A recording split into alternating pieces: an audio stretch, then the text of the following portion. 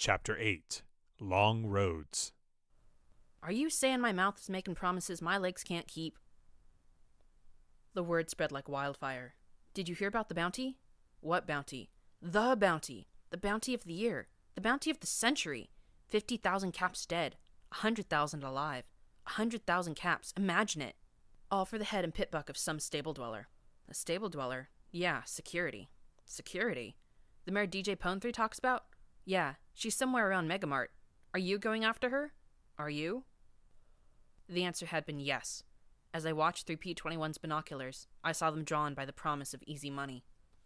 That very morning, a camp formed outside the main gates, only a half dozen. By noon, it was 20. By sundown, 50. Most of them had pathetic weapons, rusty rifles and barely mended work implements, but that was changing. The professionals were starting to arrive. Professionals who were asking questions. What did security look like? What weapons did she carry? What foods did she like to eat? Who were her friends? By morning the next day, Megamart found himself inundated with customers. Keystone made sure every one of them paid the toll, and even restricted weapons in case gun wasn't enough deterrent. Each of the shoppers kept an eye out for the mare with the black and red mane. Had a single one of them laid eyes on me, I think they'd have torn me to pieces and hauled me to dais in a bucket.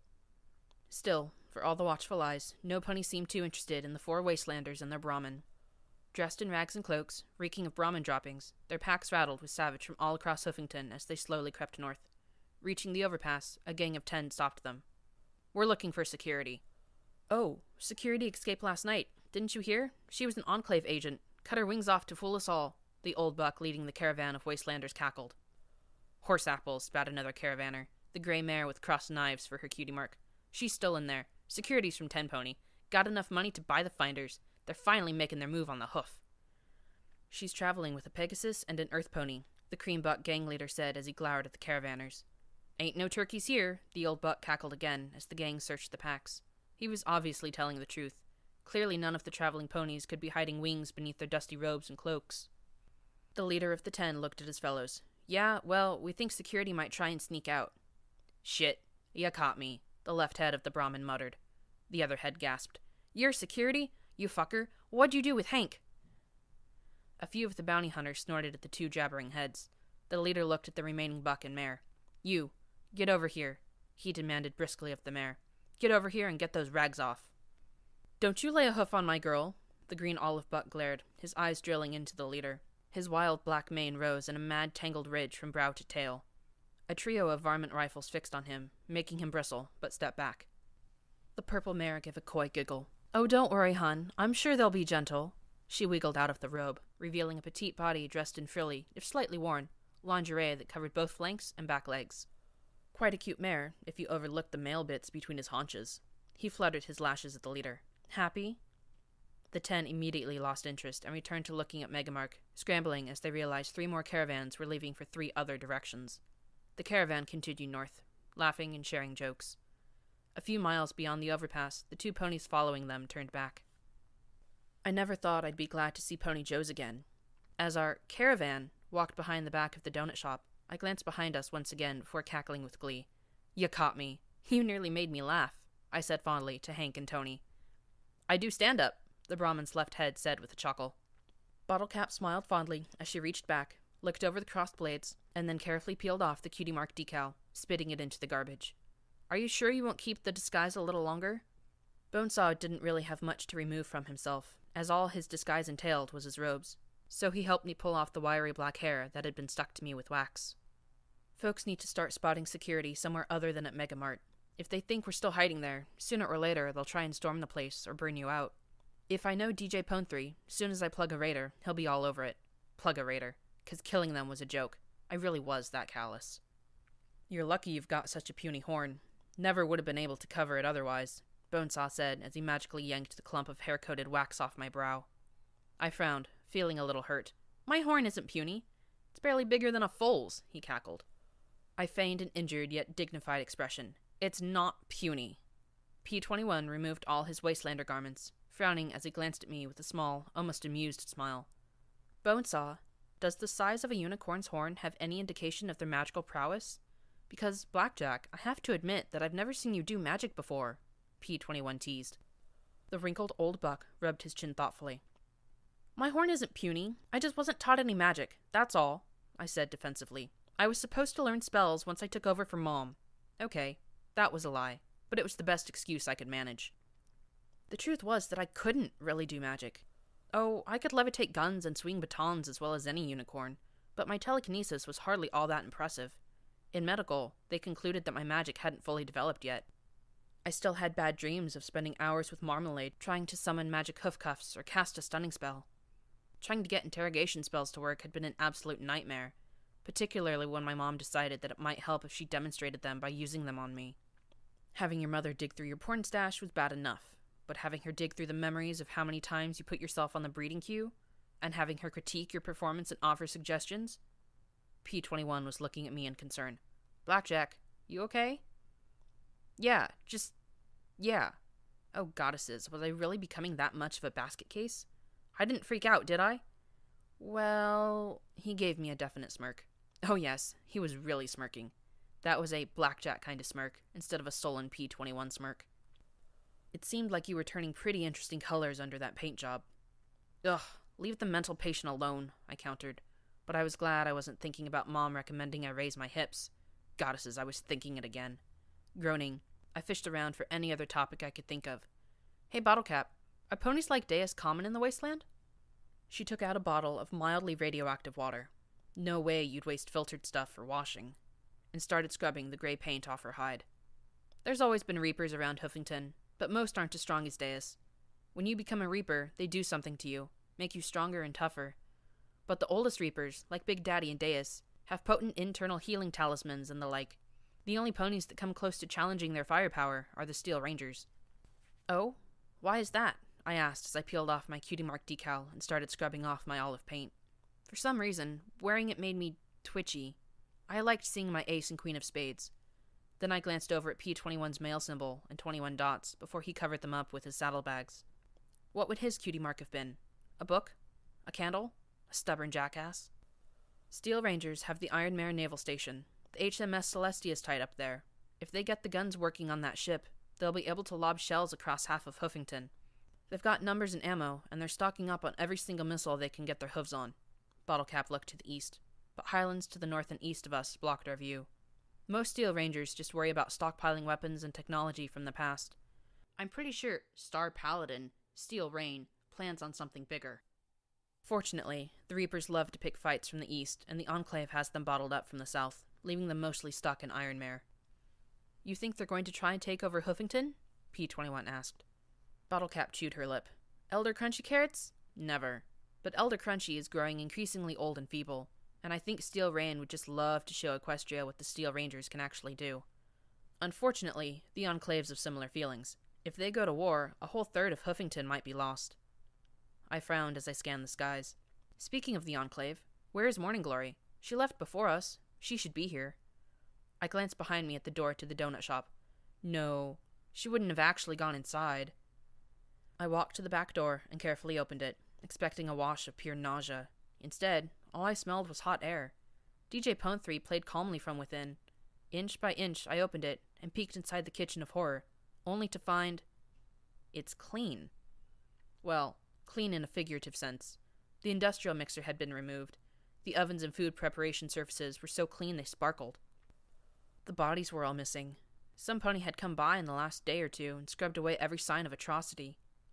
Okay, this was one of the more creepy experiences I'd had in the last week. Not as bad as a few places, but still. I walked inside and found Glory reading a magazine in one of the booths, the radio in the corner filling the dining area with soothing music. A Sparkle Cola sat on the tabletop beside her. If she hadn't been wearing that Enclave uniform and battle saddle, I would have thought she was a ghost. A Pegasus filly from 2 centuries ago, sitting there and waiting for her date to arrive. Hey, Blackjack. Hey, I don't suppose you've been holding back a shocking talent at house cleaning, have you? I said as I sat in the booth opposite her. Nope. You mean it wasn't like this before? She gestured with a hoof. The duffel bag with my shotgun and reinforced barding rested next to her. She also had P21's things in a sack. I gave her a skeptical look.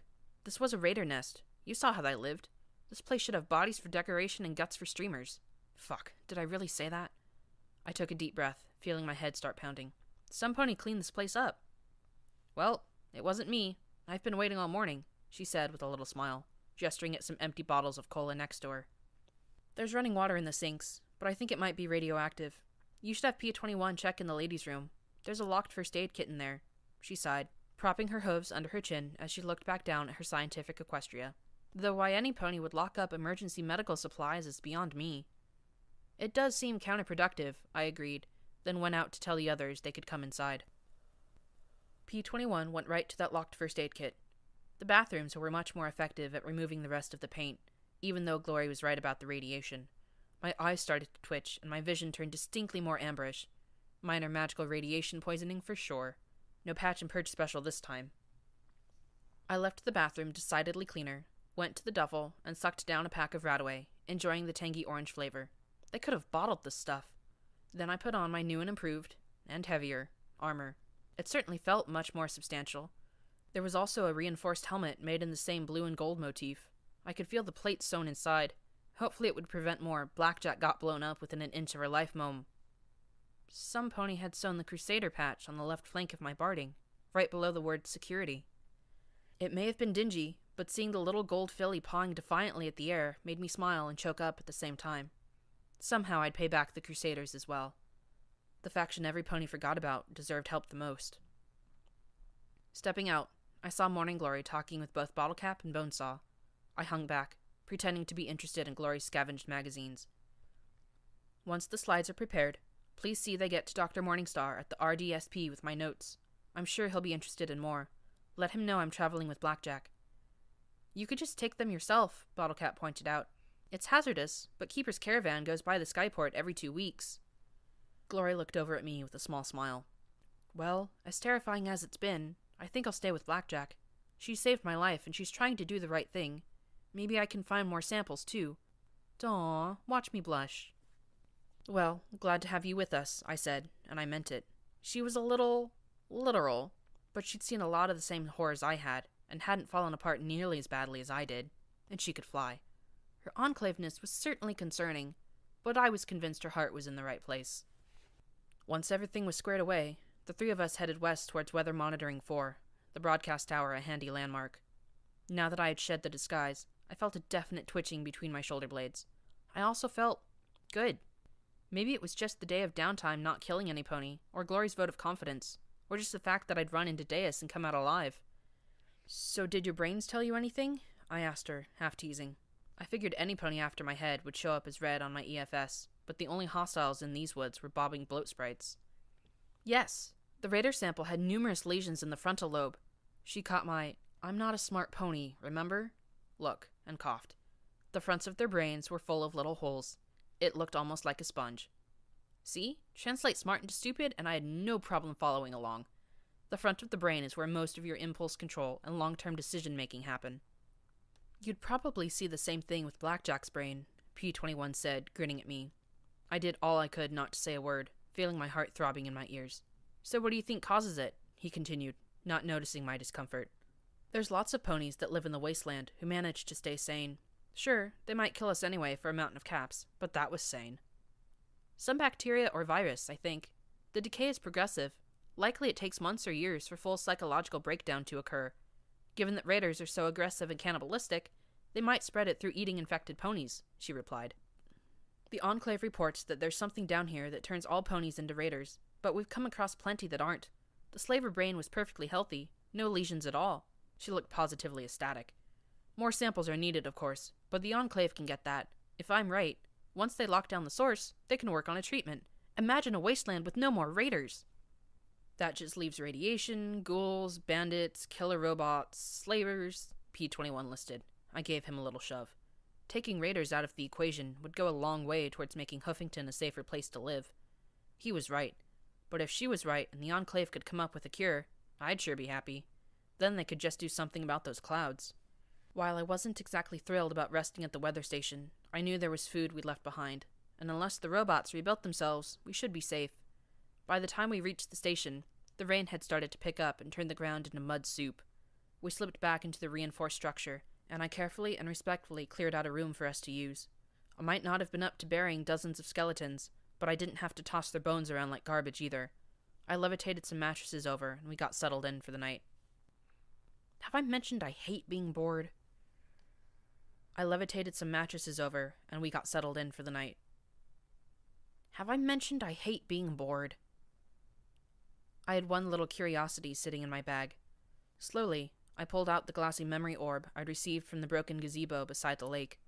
Lying on my mattress, I batted it back and forth between my hooves. Bonesaw had explained how they worked. I tripped down somebody else's memories. See what they saw, and feel what they felt. I assumed the first orb had been Miss Glitterhoof's memory. Garnet recalling an actual meeting with Fluttershy, Cheerilee, and Red Heart. Granted, this time, I probably wouldn't wake up with my intestines. Okay, not thinking about that now. I think I'm going to take a peek inside, I said as I looked at the orb. Are you sure that's a good idea? P21 asked with obvious skepticism. It's one of my ideas. Of course it isn't good, I said as I lifted it in my hoof. Soon as I go into this thing, we'll be stormed by bounty hunters, ghouls, or Deus. But I'm bored, and I'm curious, so I'll need you two to protect me from Deus raping me with his cannon. Glory frowned, rubbing her chin with a wingtip. I really don't think it'd fit. That bore has to be 122 millimeters, and that's almost the width of a mare giving birth. So figuring in the thickness of the barrel... She finally caught my look. Oh, blackjack humor. Sorry. She smiled sheepishly. Yes, we will protect you from a hypothetical Deus and his hypothetical cannon. Next you should teach her about innuendo, P21 observed dryly. Then he looked at me in concern. Not sure exactly how that thing works, but be careful if you can. Heh, it's probably a nightmare phantasmagoria of blood and death, the way my luck has been. I touched the tip of my horn to the glowing orb and made the magic connection.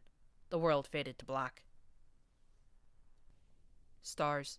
They'd been a 5-letter word and a black page covered in white speckles in a history book I'd been too bored to really read. Now, a million points of light filled the heavens above me.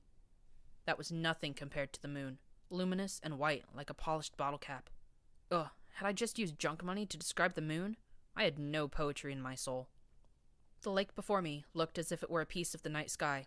No scummy gray water, swampy reeds, or ratigators fouling its flat peacefulness. The air was filled with the sweet smell of clean water and delicate fragrances I could only imagine were flowers. The unicorn mare I occupied fit so well I felt as if I myself were standing there. I wanted to taste that water and explore those sweet scents. Sadly, I could not, as she stood underneath a gazebo roof that hadn't yet been crushed by falling sky wagons. I heard hoofsteps on the bridge to the shore, and I felt her lips curl. You're going back again, aren't you? Yep, a deep, mournful voice said softly. I felt him brush up against her flank, felt her body lean against his, her eyes closing as she took in his rich smell, and felt a strong body beside hers. Isn't 15 years of your life enough, Macintosh? She asked softly, stroking her cheek against his neck. They need me, came his slow reply. The princess will be there. I think this might finally be over. Over. She opened her eyes to look up at his powerful jaw, and those soft yet so wonderfully strong eyes gazing down at her. Will it ever really be over for you, Macintosh? He smiled and lowered his head to nuzzle me with shocking tenderness for so powerful a stallion. Now that I've got you, I reckon so. Oh, how I adored this. She adored... Oh, goddesses. It was getting hard to tell where she ended and I began. I gotta do this. For my sis. For all my friends I've lost. For the princess. Heck, even for you. Gold says the zebras respect me. If I'm there, maybe they'll be more likely to go for a ceasefire. I felt her lean against him. Then I guess you have to do it, she whispered. A soft sigh, and then she asked in a much firmer tone, Have you told your sister about me? He jerked and gulped. Well, she's busy. And, Big Macintosh, we've been together for a year and you still haven't told her? I kicked his leg with a forehoof, but felt myself smiling. He was far too strong for my hoof to hurt him. I'm sorry. I just hoped that if we were together long enough that she'd figure it out. He gave a sheepish smile. I'll tell you what, Miss Maripony. When we're done at Shattered Hoof, I'll hand over my resignation then and there. And... I felt myself arch a brow. And I'll tell my sister and everyone who this wonderful pony is, he added as he lowered his head to my own. And... I asked softly. He looked apprehensive for only a moment before he sighed. And... I'll tell him we gotta start planning for a wedding. I melted against him once again, kissing him and feeling him hold me. Finally, like trying to tear out my own heart, our lips parted. "Well, all right then," I whispered, tears running down my cheek. There were the sounds of a sky carriage approaching and landing by the house on the hillside beside the lake. "I've waited this long. I can wait a little bit more." "I love you, Maripony," he whispered in my ear. "I love you, Macintosh," I replied. We stood together like that for a moment or two longer, and then parted. I hadn't realized how cool the night was till I stood there alone beneath the stars. I listened to his fading footsteps across the bridge, glancing back to see him looking at me. Then he boarded the sky carriage. Then my eyes closed, and I felt my lips move, a whisper so soft that I could only make it out from the shapes of my lips. "You're going to be a father." I came out of the memory at once, staring at the softly glowing curve beneath my horn. Love. It was like stars. I'd never seen it before. Not like that. Not love so obvious it made my chest hurt.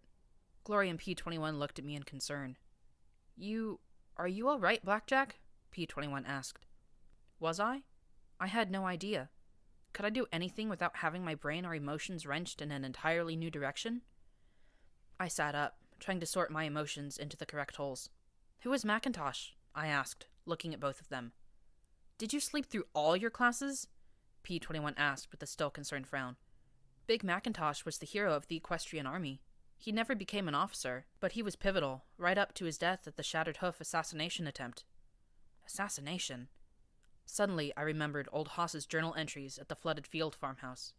"He died saving Princess Celestia," I said, as I looked back at the innocuous orb. "Did he have anyone?" They looked at me in confusion. "Did he have anyone? A family? A kid?" I swallowed hard against the lump in my throat. "Some pony named Mary? Mary Pony, maybe?" "His younger sisters were Applejack and Applebloom. But other than that, no, I don't think so," Glory said as she shook her head. Shit. Now I knew how to feel. Was there some sadistic being out there beyond the stars serving up a buffet of misery and regret for me to wallow through? No, I couldn't let myself start thinking that way. There was no way out of that hole. "I'm sorry. I guess it was bad," Glory said softly in concern. "No," I said quietly. "He died and left her alone with a child, completely forgotten by every pony. It wasn't bad. It was wonderful. And that made it so very much worse." I closed my eyes as I walked out of the room to step outside and let the rain wash some of the sorrow away. When I'd come in out of the rain, I shared what was on the memory orb with both of them. Surprisingly, P21 looked more touched than Glory that the hero of Equestria had a love that never made it into the history books. I wondered why she had been forgotten. Had she remained silent, bearing a colt or filly free of the strain of that tragedy? Did she try and connect to Applejack? Had some editor just thought she wasn't worth printing? And, most pernicious of all, what had been her ultimate fate? Had she died beside that lake with Big Macintosh's child, the waters fouled by radioactive fallout as the world crashed around her? I knew that I shouldn't care. She'd been gone for more than 2 centuries, so why care about a pony that no longer existed? Was it vanity? Did I want someone to remember security 2 centuries from now?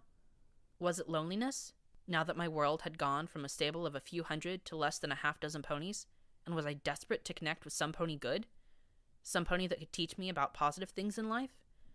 Just seeing Fluttershy's statue had inspired me to do better. I needed to do better. I watched the memory 3 more times, but there was nothing there but regret. I'd like to say that in the morning, the rain stopped.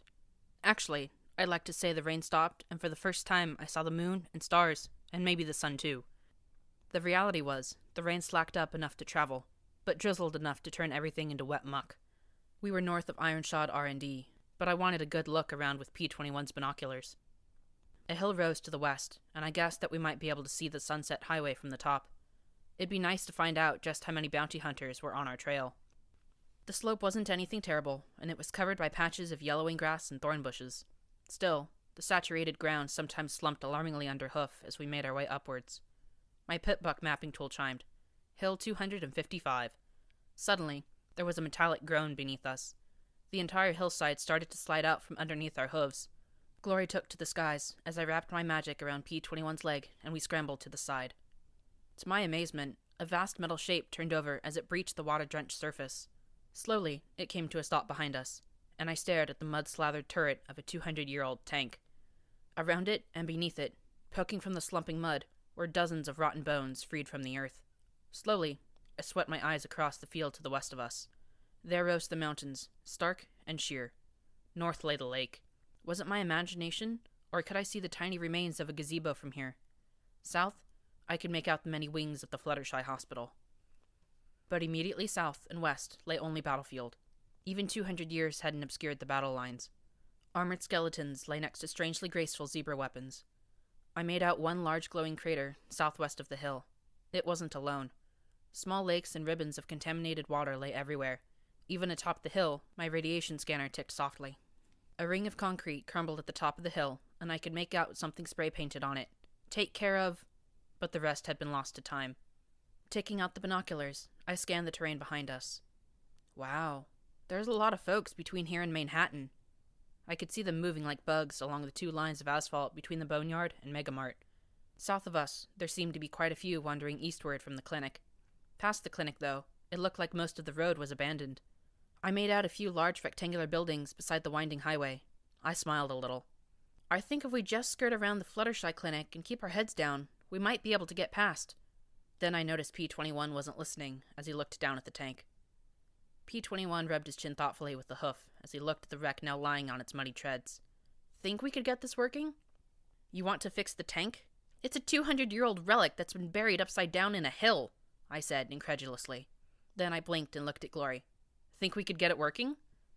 Thanks Celestia, the gray Pegasus simply gaped at the wreck. I wouldn't have a clue where to begin.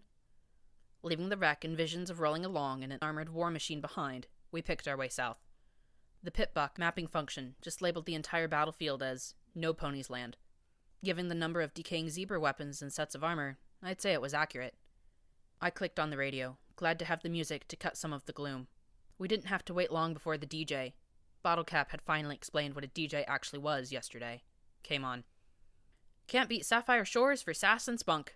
That was Ain't Gonna Hang My Head. Well, if you were listening earlier, you probably heard Security Mayor's little declaration of war against Paradise Mall. Looks like Paradise has responded in kind by putting a big bounty on security. Now, I know times are tough. I know a number like that is bound to turn any pony's head. But given where the money's coming from, I just gotta ask. What's to stop 'em from turning around the second you step out the door, taking the money back, and tossing your tail into Brimstone's Fall? Even if they do let you walk away, enjoy spending every day of your life keeping an eye out for bandits and slavers. Oh! There was a shaking of paper and a conspicuous clearing of his throat. And I got a little memo from the 10 Pony Tower management. Those caps count as raiding activity, should you collect, so don't plan to come here with them. We're never gonna do better if we kill every pony trying to do the right thing. Ponies selling ponies to ponies who work ponies to death is just wrong, no matter how you buck it. So with that in mind, the music began again. Here's Sweetie Belle with Priceless. For the first time, I was starting to warm a little to the DJ. I had to agree. Making me out to be a hero was annoyingly helpful, but it was good to hear any pony arguing against 50,000 caps for my head. I just wish he'd gotten it right that it was Deus that made the bounty. Though, on second thought, that bastard would probably enjoy it. It also explained why so many hunters were watching every inch between Megamart and Manhattan. If DJ Pone3 was in my corner, maybe I was running there now. Some ponies started shooting. First, it wasn't any of us. Second, it wasn't at any of us. I relaxed as I took out the shotgun. The gunshots came from the south, and moving quickly, I could make out lots of yellow bars on my EFS. Glory glided carefully between the hills as we came across a siege. A dozen ponies fired pot shots at a bunker that returned fire through armored slits. "Get your tails out of there!" shouted a mustard-brown pony in the battle saddle armed with 2 automatic rifles as we circled around behind them. "We're gonna skin ya for them Brahmin you eat!" Not a very convincing argument for them to get out, P-21 said as he glanced at me. We could just go around and let them shoot it out. That would probably be the smart idea. Unfortunately, I was not a smart pony. I moved up behind assault rifles and levitated out my baton. "Hey, what's up?" I asked brightly. "Got a bunch of them thieving crusaders holed up in there. Ate 3 of our Brahmin," Assault Rifle said as he scratched his pockmarked hide with a hoof. I might not have cared for his hygiene, but I had to admit that I liked the mirrored sunglasses he wore. Very snazzy. 12 adults shooting at crusaders? I asked incredulously. Yeah, well, it's our 3rd Brahmin they eat. He glanced at me, then at the door of the bunker. And you're sure it was these kids and not, say, a radigator or something else? I said, as suggestively as possible. Doubt flickered in his eyes as his scowl turned sourer. Well, I guess. Maybe, he muttered, and then he looked over at me. He lowered his glasses to stare at my barding. Then his eyes widened as dreams of avarice bloomed in his eyes. Don't do it, I warned, giving him the look, pressing the tip of my baton against his chin. You won't live to get your share. Right. Well, guess we might as well get out of the rain. Come on, boys, he said with a sickly grin. The other few ponies gave a few more shots, but quickly they moved off into a clump, talking between themselves and looking back at me more and more. I've got a distinct feeling we're going to have to fight them pretty soon, P-21 said sourly as the mob moved further south. That bunch is just screaming ambush to me. Then when they shoot first, they can find out how bad an idea it is, I said as I approached the door to the bunker. You can come out, Crusaders. They've gone. The rifle shot against my barding told me they weren't convinced. It stung like mad, but no penetration. The bars were still yellow, so I could only guess that that was a warning shot. I reached out with my magic and gave a hard yank on the muzzle. The rifle came flying out the slot in the door. Hey, not fair, some pony protested inside. There was some tense muttering inside, and then one by one, fillies and colts stepped into view. All wore the same cloak with the same patch on it. A chartreuse unicorn's eyes widened at the sight of me. Whoa, it's security! A little bit of pride blossomed inside me. Then she turned to the other three. If we take her out, we can get thousands and thousands of caps. That pride shriveled and died and rotted in a pernicious cloud of decay. If I had to kill Crusaders, I'd just put my head on a platter for Deus and give him the full bounty. Don't be an idiot, Medley, a rose colt with a magenta mane snapped. She kills raiders by looking at 'em. Besides, she helped the Boings bang out of a pinch. And got scoots ate by ghoulies, Allegro, a lackadaisical blue colt with a purple mane replied. And she got us out of a pinch, too. Or you think them Brahmin farmers were just gonna let us out of here? A purple filly with a silvery white mane looked curiously at the patch on my barding. And she's a Crusader, too. She easily had to be the youngest of the four. What? No, she isn't, Sonata. She's too old, Medley said as she scowled at me, walking around to look at the Crusader patch. What are you doing wearing our patch? She demanded crossly. You're old. I wondered if she thought there was a certain age that the patch would just pop off. How old do I have to be before I can't be a Crusader? I asked her, and she scowled, opened her mouth, then closed it again in confusion. I want to help the Crusaders if I can. Well, we don't hear that often, the rose colt said with a grin. I'm Allegro. That's my bro Adagio. Over there is Sonata, and the hornhead is Medley. He leaned towards me and added in a stage whisper, Don't worry about her. She's a pill. I am not, she shouted back at them. I just don't think we should be nice to her. She got scoodle-eated. Medley pointed an accusatory hoof at me. I sighed, sitting down in front of the four. I did. I was stupid. She tried to tell me what to do, and I didn't listen. Medley's scowl faded a little. I thought she was stupid and frightened. I was stupid. I should have been frightened. If I would have died, it would have been fair. But I didn't. She did. For that, I'll always be sorry. I could only hope that they'd believe me. I don't think I could have fought them if they didn't. Medley frowned, but looked away with a huff. The 3 earth ponies seemed to accept my apology. It's okay, miss. Ghoulies don't talk'll munch almost any pony, Sonata said solemnly. So why are those ponies after you? P-21 asked with a nod of his head in the direction the dozen ponies had taken towards the south. Oh, those lot think we're poaching Brahmin, Allegro said with a snort. We got 1 rifle and Brahmin ain't stupid. Well, not as stupid as Radhog, but they got it out for us. Bad blood and all. He pointed a hoof towards the crater. There's a bunch of mutant critters living in them old bunkers what got blowed up. They're dragons, Adagio said lazily as he lay down next to the rose-colored colt. All mutanted up. Dragons? Glory said in alarm. Mutanted up. The blue colt gave a slack grin. Ain't nearly so big, and dumb as mud. They come out, snatch a Brahmin that strayed, run back into the rocks. Some breathe fire, too. But Crusaders is easier than going hunting for dragon critters. I looked to the south. Are there a lot of ponies at this ranch? The stockyard? Oh yeah. Biggest town on Sunset till flank, Allegro supplied. 20, 30 ponies?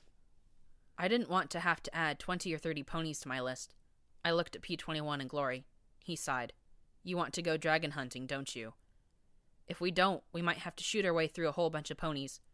I'd rather avoid it if I can. I looked over at the Crusaders. And besides, maybe we can patch up some of the, bad blood? Blackjack, Do you even have a clue what we're going up against? He asked plaintively, cocking his head. Yup, I grinned as I sat with the Crusaders. Dragons. Mutanted up. Okay, I admit it.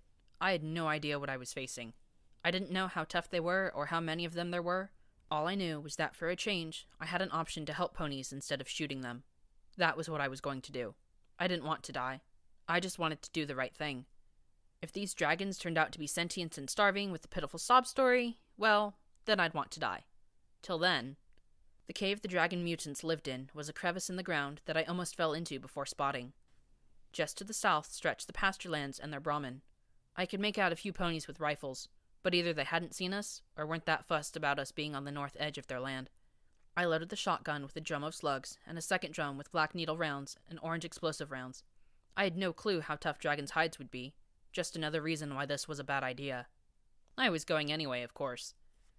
I dropped carefully into the crevice, sliding down 10 or 20 feet. Glory carried P-21 down with her. I didn't like him going in unarmed, but that was nothing new. Inside the crevice, my rad meter started to click. Glory deftly pulled 3 syringes from one of her many pockets and gave us each an injection. The clicking slowed to less worrisome levels. Let's go quick, I said as I took the lead. As the light dimmed, my vision turned amber and the interior of the cave grew in sharp relief. We didn't have to go far. As we slid down a slope, my EFS lit up with 8 or 10 red bars. The first 2 picked over the bones of a slain Brahmin. They were much smaller than I anticipated, barely larger than foals. Their heads were flat and topped with wide staring eyes that glowed bright yellow. Sharp claws tipped their fingers and toes. Thank the goddesses they didn't appear sentient at all. Just dangerous. Soon as I stepped around the corner, they opened their toothy maws wide, hissed, and charged, gnashing their teeth ravenously. At such close range, I hit Sats and placed both shots right in the closest one's mouth. The buckshot easily took its head clean off. These things might look like dragons, but they weren't nearly as tough as in the stories. Glory's beam pistol slammed into the other, and the 4th soft beam crack transformed it into a heap of popping ash. I chuckled, looking at P-21. Piece of cake. These things aren't nearly as tough as dragons. Or they were babies, Glory cried out as from the tunnel emerged one twice the size of the first 2. Its mouth looked large enough to bite me in half. Glory leapt up to a ledge a few feet higher as I tried to move to the side and find more room. The shotgun blasted a little to its hide, and it bit down, grabbing me in its mouth. Its little forearms tried to tear through the barding as its teeth scraped against the steel plates.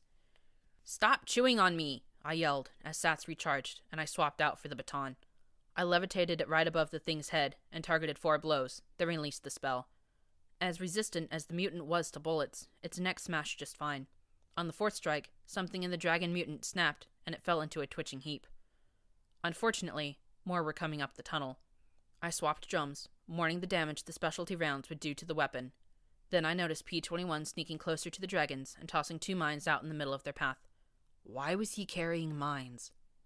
He fell back and covered his head as the first mine beeped, then the second a moment later. The explosions blew the legs off 2 leaders. Yes! I cheered at P-21, who now did all he could to disappear against the cave wall. I charged forward, screaming, grinning like a madmare as Glory nimbly sprang along the rock ledges above me. Her beam shots did little, but I'd take all the help I could get right now. Sats let me target 2 shots into one mutant's chest. The first explosive round blew out a plate-sized circle and showered me with shards of shell. The second shot fired a hoof-sized spread of the finned darts into the hole. Blood sprayed from the creature's chest wound and mouth as the flechettes tumbled through its meaty interior and shredded vulnerable organs. Maybe it was just luck, but the dragon mutant went down in a heap. With no time for Sats, we wore down the 6th dragon through a barrage of shots. It died messily. I was plenty beaten and bruised under my barding. I definitely owed Keystone for upgrading it. I slugged down a healing potion and then turned to look coolly at P-21. Okay, mister, I don't trust myself with guns. What are you doing with mines? He shifted a little in embarrassment. Well, they're not guns, are they? He opened his saddlebag to show a number of the round tins, and some grenades, and round sticks tipped with brass caps. What are these? I asked as I lifted one out, casually flipping off the brass cap as I did so. It instantly started to hiss and smoke. Oh, that can't be good. Toss it! Toss it! P-21 shouted, diving for the ground. I threw it as hard as I could down the tunnel. The boom was both sharper and quieter than the detonation of a grenade. He firmly closed his saddlebags. It's called dynamite, as explosive as a grenade, but a lot cheaper. Right. Pop the top, throw. Simple enough. I found myself unsurprisingly unnerved by the explosives. So why are you carrying them again? Because I'm sick of being useless, he replied sharply, closing his eyes, pressing his lips together. I still don't like firearms, but explosive take more deliberation. It's harder than just pulling a trigger, so I think I'm safer with them. He's safer with explosives than with something that puts a nice, neat hole in things? Why did that not make me feel better? Well, please don't blow us up, okay? He nodded. I still didn't feel much better. We'd better hurry, Glory said as she landed beside us. My rad meter now crept into yellow. I could still make out 2 or 3 further in. Theoretically, we could have taken one corpse, left, and said, "Huzzah! Proof!" But it'd be head and hooves better if we could say, "Huzzah! They're all dead! Please don't shoot at me for the bounty!" So without further ado, we moved forward as quietly as we were able. The path sloped downwards, and after several twists and turns, disappeared into a hole in a concrete wall. Inside was a bunker of some sort, half filled with rubble and numerous crates and containers.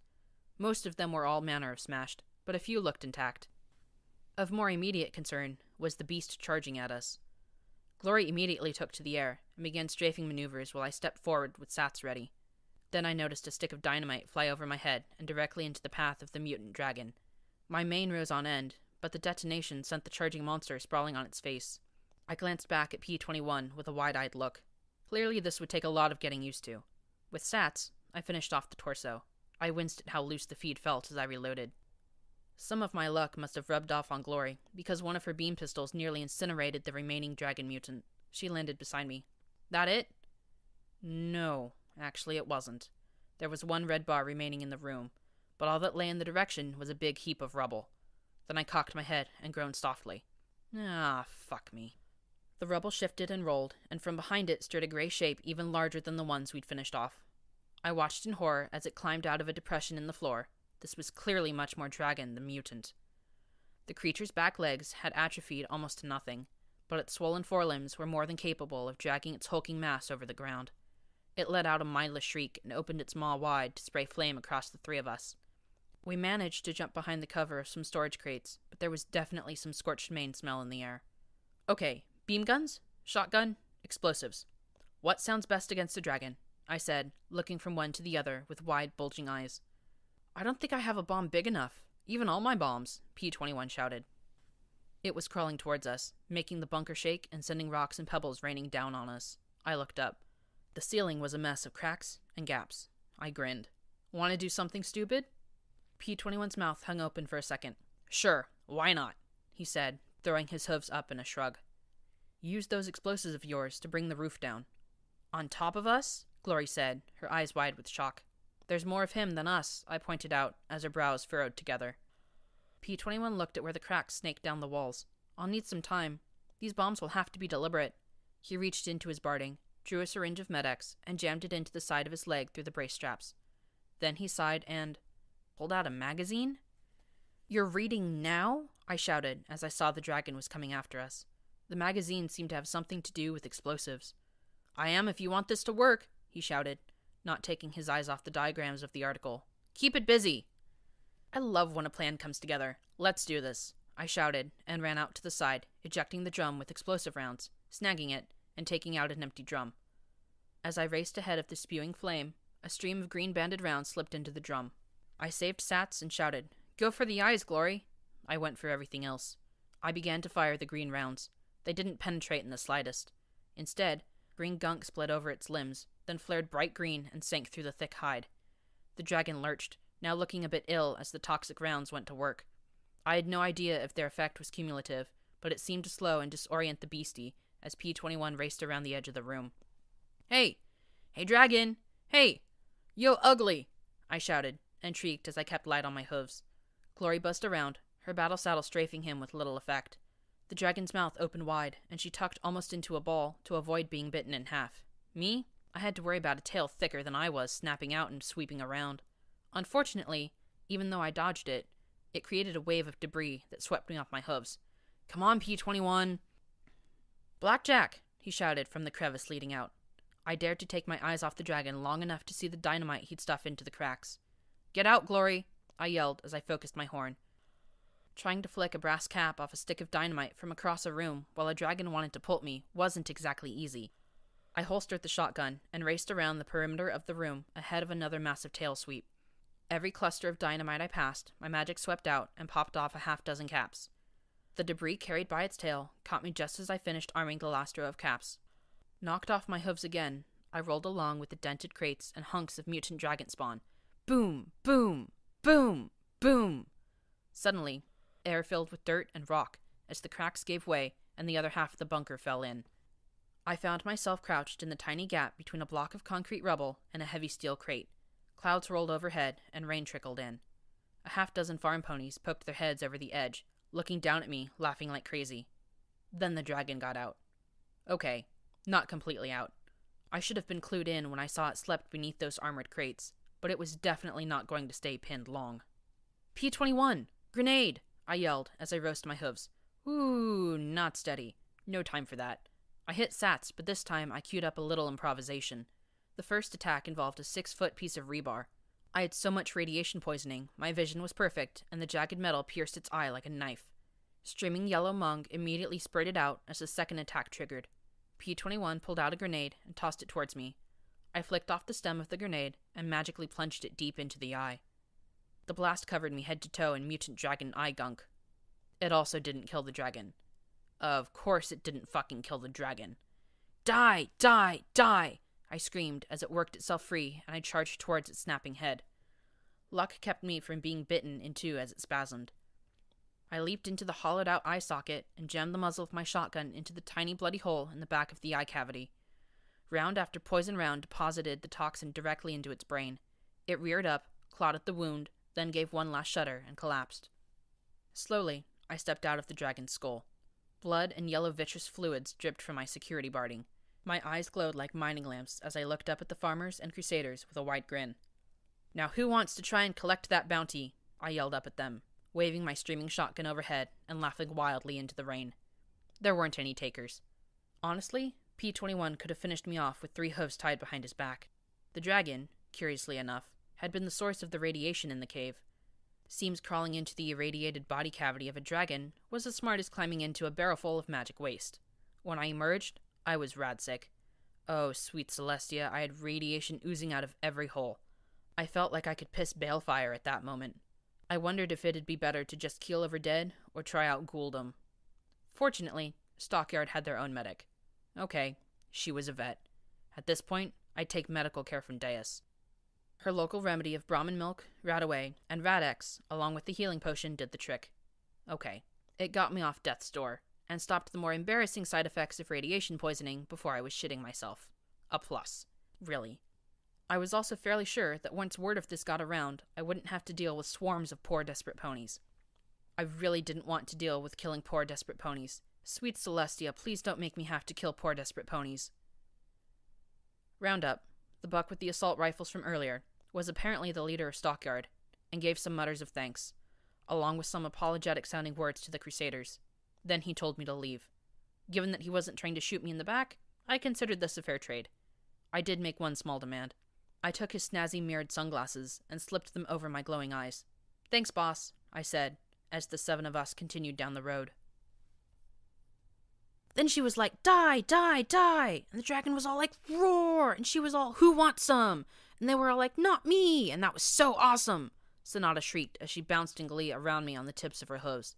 Clearly the event of her life. Adagio hummed along with Sapphire Shores on the radio. "We know, Sonata. We were there, remember?" The chartreuse unicorn certainly had it repeated that if they turned me in, they'd have enough caps to swim in. Now that my body was far less radioactive, I had to admit that the fight with those dragon critters hadn't gone that badly. I may have been battered and bruised, but I hadn't gotten burned or munched. You know, I gotta wonder, how'd you four hear about the bounty? It's only been 2 days. I couldn't believe word got out that fast. "Oh, Redbeard was going on about it on Paradise Radio. You can pick it up this far south," Allegro said as he pointed at my pit buck. "Gotta warn ya, he's a bit of a jerk. We listen to him 'cause sometimes he'll talk about a big score. We make sure we ain't the score." I frowned and switched channels, getting a sigh of disappointment from Adagio. After 2 channel changes, there was a sharp cackle. Then a buck's harsh and grating voice filled my ears. It sounded like the voice of a rusty bucket. "Know what I think? I think it's a scam. That's what I think. We've got it pretty good around the hoof. We've got better tech, better food, better water, better everything. In bad times, we're on top. So what does 10 Pony do? They dig up some cunt, dress her up, and send her in here to stir up trouble. We already got Enclave poking their snouts where they don't belong. We got Steel Raiders. Oh, sorry. Rangers. Threatening to blow up half the city. One outsider after the next coming here stirring up trouble. And now security. Either she's a Manhattan thug with an itchy trigger horn, or she's one of those brain-damaged stable ponies now out in the wide world and can't help but fuck with us. This is our home. Our lives. She butchered Rose's group, smashed her horn clean off, then gave her a 5-second head start before sicking the goons on her. Oh yeah, security's all up in arms against bad things happening to ponies, unless you're the pony she doesn't like. Then she doesn't give a fuck about you. That's why I'm glad Usury didn't just back Deus's bounty, but matched it. The sooner this hypocrite is out of our mains, the better. So, someone put security to rest and collect yourselves 100,000 caps. Or better yet, give her skanky ass to Deus and double that. What do you say? What do you fucking say? The sound of cheering and stomping hooves answered him. I switched the radio off, feeling like I was going to be sick. Okay, I hadn't expected that. I thought that DJ Pone 3 was bad enough. 200,000 caps? Yeah, that's pretty amazing, actually, Adagio said lazily. I thought that 10K for Build the Slasher Pony was a lot, but that's nothing. Honestly, I had no idea how many monsters I could kill that would be a deterrent for desperate ponies after my head. Ponies after a lucky shot. Ponies who'd kill me in my sleep. Worse, I had to agree with him. If you were red on my pit buck, there was no mercy or consideration. I'd basically threatened every slaver with death, but like Rosa said, she had a kid. Then P21 smacked the back of my head. Hard. I hissed, hugging my throbbing skull. What'd you do that for? He rounded and looked me square in the eyes. I know that look. I'd rather not have you pass out again. His blue eyes narrowed. What was Miss Rose's doing when you butchered her group? She was slaving? As I recall, she was trying to kill you, Blackjack. Remember that machine gun? But yeah, she was slaving too, he said with a huff, sitting in my path. So to review, she was trying to kill you while slaving. Do you think when she started that career, she was aware that maybe some pony might kill her for that? Or did some pony issue some sort of slaving license to her that makes her immune? Actually, Paradise does that. Slavers ain't allowed to shoot slavers would have a Paradise license, Medley offered with a smile. She received a number of dirty looks, and the unicorn filly gave an injured, "What? They do." P21 took a deep breath. Right. So unless you started working for Paradise slavers, you have no reason to blame yourself for any of that.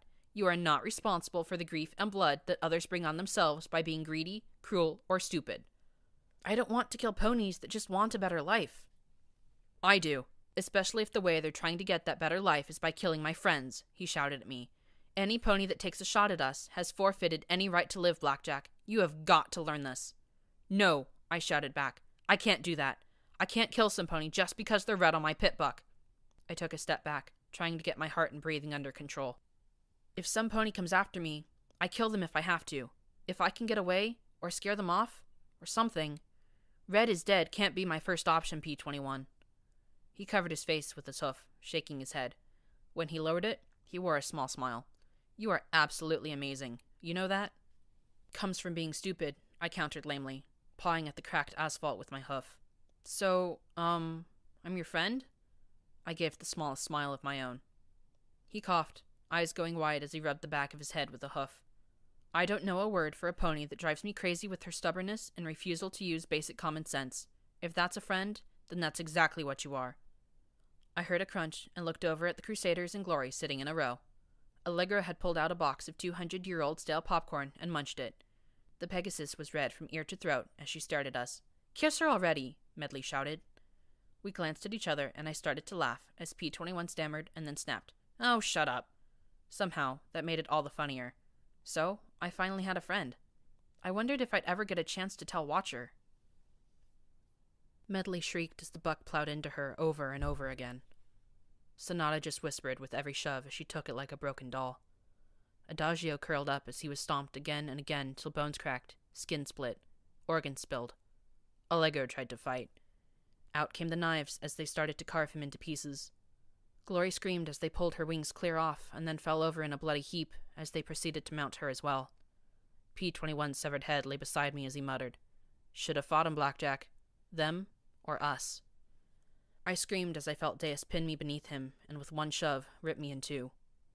My eyes opened as I lay in the darkness of the culvert, listening to the gurgle of water flowing beneath the platform built in the middle of the concrete pipe. 4 mattresses lay in a row. They smelled a bit like mildew, but they were more comfortable than the ground. It took me several minutes to get my breathing slowed enough to look over at the sleeping forms of the Crusaders and P-21. My hooves trembled slightly as I unzipped my duffel and pulled out one of Keystone's parting gifts, a bottle of whiskey. I carefully undid the top and sipped some down. Not enough to get drunk, I hoped, but enough to put a little warmth in my stomach and steady my legs. One more sip for luck, and then I put the bottle back in the duffel. I didn't want to wake every pony putting the security barding back on, so I simply seized the baton. Then I carefully walked towards the edge of the culvert to climb up to where Glory was keeping watch. I don't get her. I don't understand her behavior at all, I heard the voice from above. Looking up, even with the glasses, I could see her in my amber sight lying perfectly on the edge of the bridge. She can be obtuse, vulgar, and obscene in one moment, and then in the next she's kind, laughing, and more noble than any pony I know. She killed children one day and saves them the next. Is it some kind of dissociative identity disorder? Or can a pony actually survive being torn in 2 directions so severely? Her companion is equally inscrutable. More of a realist, perhaps. It's clear he's dealt with far more long-term psychological trauma. It seems to have helped him adapt to the realities of the wasteland better than she or I have. His insistence on deliberate self-control is remarkable, but I worry about its source. Unlike security, he doesn't seem fixated on some ideal self-standard, but instead has a deeply repressed rage kept contained. I think he's right to not want a gun. I carefully moved up the slope and saw her talking into a small device between her forelegs. And me? Have I adapted at all? I still operate inside a bubble of terror. I feel like if I leave her presence, I'll be trapped under the floor once again. I'm in a constant state of anxiety. She throws herself in harm's way with almost suicidal eagerness. I'd likely have died many times had she not. When I came here, I expected savagery, not protectiveness. I have to do something. Her mouth lowered as she whispered softly into the device. I smiled and backed away down the slope to the mouth of the culvert, coughed, and climbed up the slope with much more noise. When I reached the road again, the device was gone. Hello, Blackjack. What are you doing up? Your watch doesn't begin for an hour. I stood there for a moment, staring out into the still night before answering. Had to take a leak. I doubt I'll get back to sleep now. I looked at her with a smile. Why don't you go tuck in early? You look a bit spent. She looked concerned, but then nodded. All right. Good night. She hopped onto the ledge of the bridge. Glory? She froze. I got to wonder. We friends? She looked back at me, her mouth opening and closing soundlessly, before she gave a little worried frown. Finally, she showed a shy smile. I'd like to think so. Then she gracefully leaped off the edge and disappeared into the concrete pipe beneath the road. Yeah, me too, I said softly, as I looked up the road in the direction we'd come. 5 red bars slowly approached. I twirled the baton in my magic grip. I saw them trying to sneak along the road towards our camp. Trotting in the middle of the road, I approached them instead. 2 unicorns, 3 earth ponies. A shotgun, a rifle, a pipe, a shovel, and a pitchfork. Exactly the kind of ponies I didn't want to fight. I tapped the baton against the cracked asphalt. I don't want to fight you. Make it easy then. Come with us nice and quiet. Your bounty will go a long way helping the stockyard, the unicorn mare with the shotgun said softly. I asked curiously, You ever lose someone to slavers? We've all lost someone, security. Except you, it seems. I sighed softly as I closed my eyes. Yeah, I guess you're right. Who had I lost? I heard them moving closer. When I opened my eyes, SATs activated, and out came the baton. In slow motion, it swung down before me. The unicorn tried to use her shotgun as a shield, but she wasn't my target. The baton smashed into the upraised gun once, twice, and it tumbled away in 2 halves. The third swing brought the baton around upwards, connecting with the other unicorn's levitating rifle and knocking it skyward. Coming out of SATs, I battered the weapon with 2 more swings, glad when the magazine was dislodged with a metallic crunching noise. The unicorn pulled the trigger wildly, but it merely clicked. The other 3 moved, trying to pony pile on me. I knelt and tagged one in the face with a double hoof kick as my magic swept the baton low in front of me. Legs buckled and folded as the joints gave way to my swing. I kept moving, light on my hooves as I swung the baton. When SATs recharged, I unloaded 1 strike per each opponent rather than simply beating in one skull after the next. I raised both front hooves and blocked the shovel with my pip buck, glad for the reinforced casing. and then brought my baton up smartly between his legs. He dropped his weapon, but I got a pitchfork in the ass for my trouble. I telekinetically grabbed the end of the prong, pulled it out, and gave the whole pitchfork a hard twist. The wielder's jaw cracked like a gunshot. Shotgun Mare grabbed the shovel with her magic and tried to stab me with the sharpened tip. The baton popped up in my own glowing magic grip, deflecting the implement up as I ducked beneath it and body slammed her to the ground. I, kick, do not, stomp, want to fight, ram, you, I finished as I stood over her. Then I realized she wasn't breathing. Oh, sweet goddesses, not again. Glory, I screamed as the other 4 backed away. The gray Pegasus dropped from the night sky, beam pistols ready as she landed. P-21 emerged from the gloom with a grenade in his mouth as he looked at the remaining 4 and slowly shook his head. Glory at once started to pull out equipment. She administered a healing potion, then pulled out 2 small talismans on wires connected to a spark battery. Get back, she told me, as she connected one talisman to the fallen unicorn's horn and the other to her cutie mark, a Brahmin, curiously enough. There was a crackle, and a rainbow light shot through her as she was revived by the spell. She just killed you, Glory said quietly to the gasping unicorn. And she just saved your life. Leave her alone now, please. She's got better things to do than beat up farm ponies after a quick cap. The unicorn mare staggered to her feet, and the other 4 battered ponies together started their way back towards Stockyard. Thank you, I muttered. I knew something was wrong. Those 5 must have been waiting till your shift. You saw them, didn't you? She gestured to my pitbuck. I nodded. Glory looked down at me and said softly, We're friends, right? I'd like to think so, I replied softly. Then don't do that again, understand? Glory said firmly. Friends let friends help each other, even against themselves. Morning Glory then crouched, and the petite Pegasus leaped into the air, flying back into the culvert. I sighed, noting that she hadn't given me a healing potion for my own injuries. I looked at P-21. Your turn? He just thought a moment and spat the grenade back into his saddlebags. Nah, I think she covered it. He started back towards the culvert. No offense, Blackjack, but sometimes you really aren't a smart pony. I groaned and flopped on my back, my butt throbbing as I covered my eyes with my hooves. Tell me about it. Footnote, level up. Skill note, melee, 50. New perk, rad resistance. You resist 20% of radiation exposure. This makes you 20% cooler.